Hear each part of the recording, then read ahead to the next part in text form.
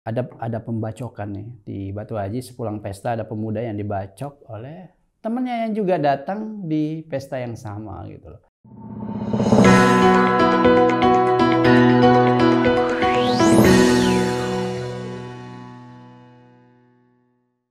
Hai Sobat Batampos, bertemu kembali dengan saya Muhammad Nur. Kali ini di edisi Hot News 7 Agustus 2024.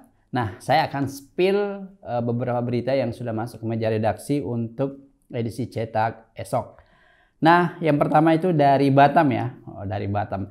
Ini ada informasi yang cukup cukup memprihatinkan. Karena kenapa? Ada pembacokan nih di Batu Haji sepulang pesta ada pemuda yang dibacok oleh temennya yang juga datang di pesta yang sama gitu loh. Nah, untuk sementara dugaan sementara ini mungkin akibat dipicu oleh kecemburuan ya, karena si pria yang dibacok tadi juga membawa wanita yang mungkin bisa jadi ditaksir juga oleh si pelaku. Jadi ketika di parkiran selesai pesta, disitulah terjadi aksi pembacokan dan ketika korbannya bersimbah darah, si pelaku melarikan diri dan sekarang masih dalam pengejaran polisi. Nah, terkait kasus ini, kebetulan Kapolres Barelang juga datang ke Batu Haji untuk menyerap aspirasi dari masyarakat. Ada himbauan dari Kapolres, Kombes Ampun Sungguh, diharapkan jangan menggelar pesta sampai larut malam. Itu imbauan dari Kapolres. Maksimal sampai pukul 00. Karena itu tadi bisa memicu kericuhan satu sama lain. Dan harus dilaporkan ke polsek terdekat supaya bisa diawasi. Jadi kalau ada keributan, ada kericuhan, itu bisa diatasi dengan cepat. Ini bagus juga. Nah, kemudian di tak jauh dari Batu Haji, ada di rutan rumah tahanan, itu kepala rutan tadi melakukan razia ponsel terhadap semua karyawan rutan. Yang dicari bukan cat-cat yang aneh-aneh ya, tapi adakah dari pegawai rutan ini yang melakukan judi online. Nah, ini yang dicari oleh Karutan, karena kalau itu ada, maka ini bisa berpengaruh terhadap keuangan dari karyawan itu sendiri dan bisa jadi berujung pada kerja yang tidak profesional nantinya. Ya, bagus juga sih kalau bisa semua instansi juga melakukan hal yang sama supaya tidak ada karyawannya yang terlibat judi online. Karena ada konsekuensi hukum juga kalau ketahuan.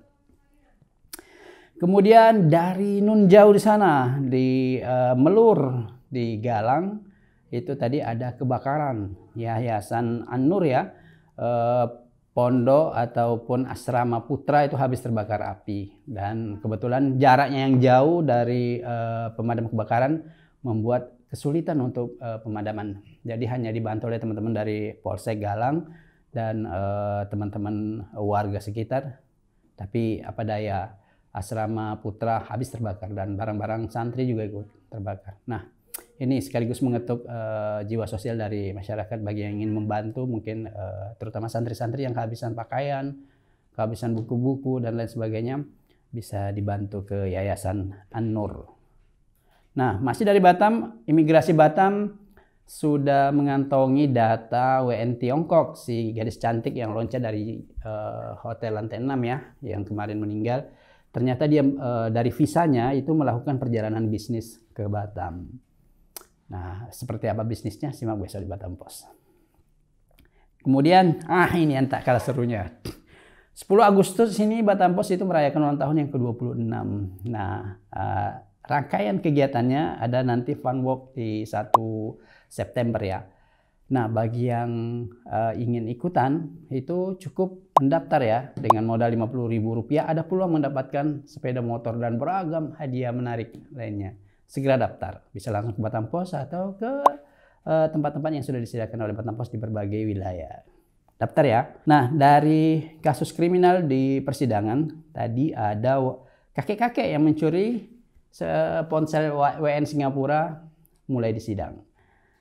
Aduh, ini memprihatinkan juga ya. Ada tamu ataupun wisman kita yang justru menjadi korban kriminalitas di sini. Nah, ini tidak baik untuk kemajuan pariwisata kita. Nah, kemudian masih juga soal WNA ya, WNA yang melakukan pencabulan, WNA Malaysia ya, yang melakukan pencabulan terhadap anak bawah umur yang dituntut 12 tahun minta keringanan. Nah, ini kecil kemungkinan karena bagaimanapun pencabulan terhadap anak itu pelanggaran besar dan ancaman hukumnya juga cukup besar. Ya, dan ada yang menarik lagi. Ya, tiga pelaku pencurian ponsel di PT Satnusa Persada itu divonis hari ini. Tapi berapa vonisnya? Baca esok di edisi cetak Batam Pos. Nah, kemudian nih dari dunia kesehatan. Ini penting juga nih buat seluruh warga Batam.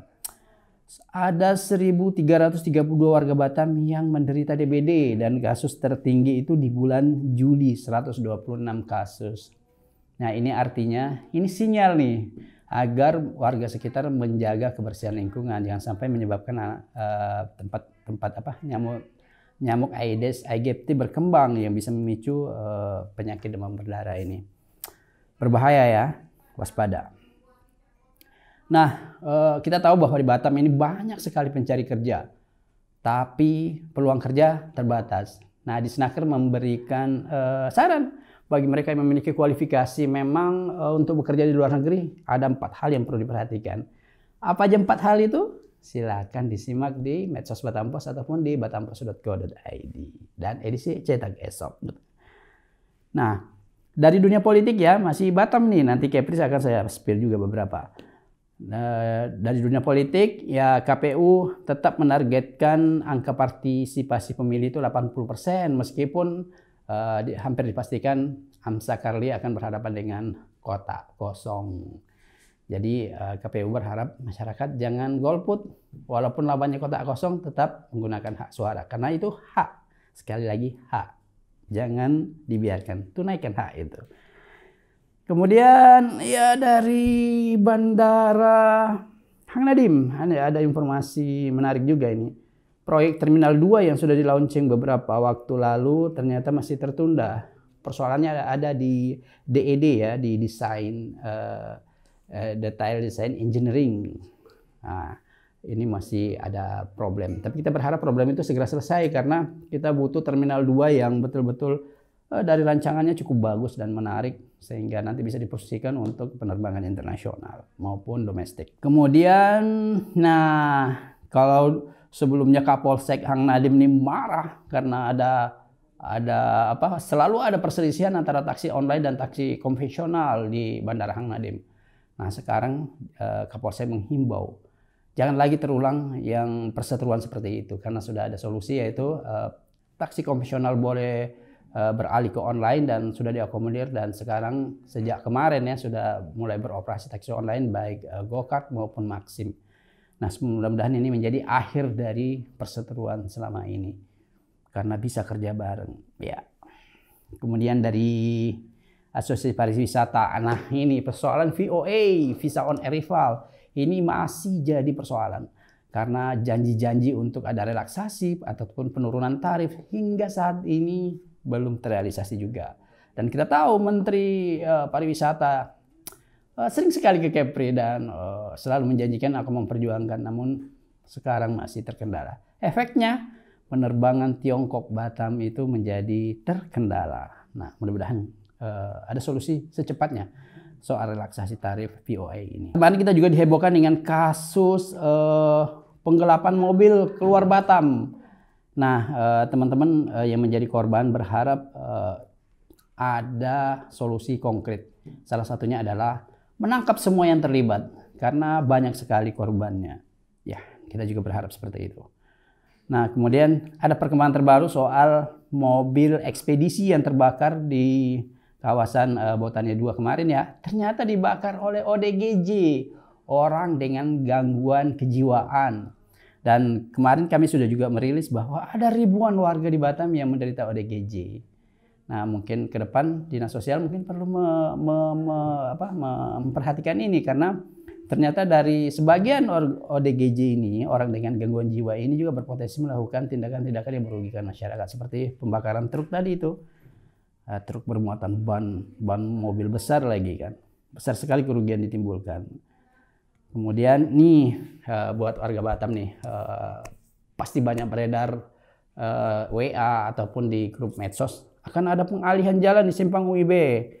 Ternyata setelah dikonfirmasi ke Kasat Lantas Polresta Barelang itu hoax, jangan percaya ya.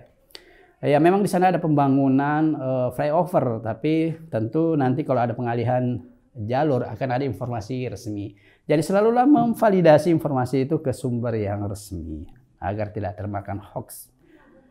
Nah itu tadi dari Batam ya. Sebenarnya masih banyak dari Batam, tapi saya akan spill juga dari wilayah Kepri lainnya. Nah di Tanjung Pinang itu ada 800 peserta BPJS Kesehatan yang kurang mampu dinonaktifkan. Nah penyebabnya apa? Simak besok di edisi cetak di laman Pro Kepri. Kemudian ini menarik nih, Pak Presiden udah jauh-jauh hari mengatakan pentingnya single data.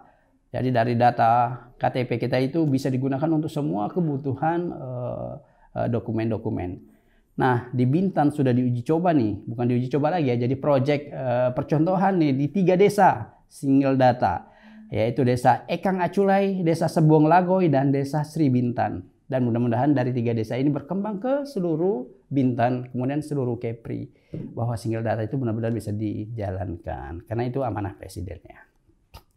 Kemudian ada informasi agak menyedihkan sedikit nih. Terjatuh saat buang air kecil, siswa SMK Perikanan Dumai hilang di perairan Anambas. Ya, ini masih dalam proses pencarian ya. Ini anak magang di PT Hasil Laut Sejati. Mudah-mudahan bisa ditemukan dalam kondisi selamat. Mudah-mudahan ya. Dan mudah-mudahan kedepannya juga ada antisipasi supaya tidak terjadi atau terulang ke anak-anak magang berikutnya. Kemudian nih kemarin sempat heboh ya. Ada anak umur 13 tahun ya yang kejang-kejang kemudian meninggal setelah meminum obat dari puskesmas. Nah hasil labnya sudah keluar. Tapi seperti apa hasilnya? Lagi-lagi baca koran besok di Batam Pos di edisi Pro Kepri ya. Kemudian nih dari Bintan ada menarik nih dunia politik. PKS memberikan rekomendasi ke pasangan Robi dan Debbie Marianti. Jadi sudah ada 4 partai nih yang mendukung Pak Robi untuk maju lagi di Pilkada Bintan. Ada Nasdem, ada Golkar, ada Gerindra, dan ada PKS. Sepertinya akan menyusul partai-partai lain sehingga akan terbentuk lagi koalisi gemuk. Apa seperti Batam? Kita lihat nanti. Kemudian dari Tanjung Pinang nih, ada ribuan anak yang belum mempunyai kartu identitas anak atau KIA. Jadi dari 62.063 anak itu baru yang mengantongi KIA 59 atau sekitar 63% dari total anak yang harusnya mengantongi KIA. Ya mudah-mudahan progresnya terus lancar sehingga semua anak-anak memiliki kartu identitas ya.